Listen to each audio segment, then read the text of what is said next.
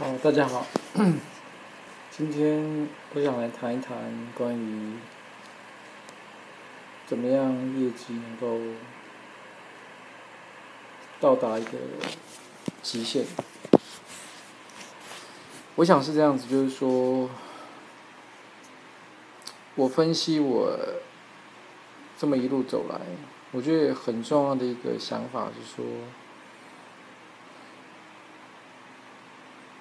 不要预设立场，因为很多的一些错误的观念，是因为一开始的观念就错了，或者是有偏差，所以导致一些我们不想要的后果。比方说，我的婉拒率会偏高，那是因为我觉得说，好像有一些边缘的客户，如果能够核准的话，这样会有不错的实收。可是换句话说，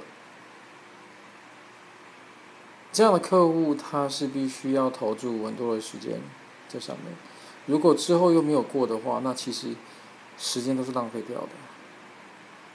所以我觉得，在这一方面必须要有所控管。你说用每天晚上等等的，我觉得也是太多了。一个礼拜顶多1件2件，我就是最多的。必须要做时间的控管。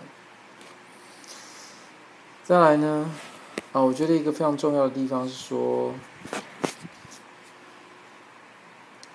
在打名单的部分，这个其实跟我们看书去书局看书是一样的。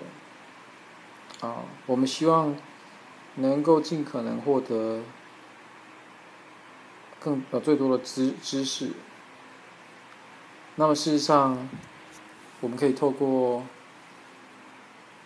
快打快筛的方式，先筛出一批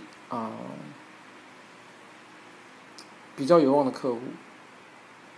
那注意要当天就拨打，因为你如果说把它塞到后面，并不是说不可以，但是我觉得还是养成这样的一个习惯，就是今日事今日毕。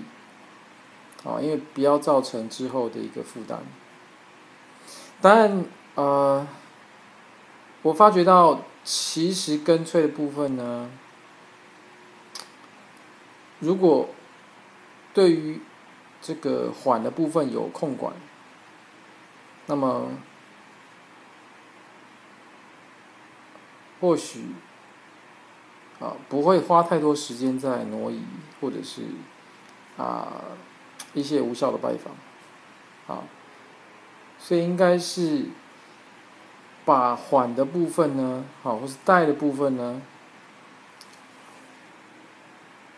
控制在一定的比例。反而你应该把这些时间拿去打那些比较少接触到的客户，但是是我比较擅长的客群，比方说老师、银行同业等等。我想这样会是比较好的一个时间运用的效益。今天讲到这里。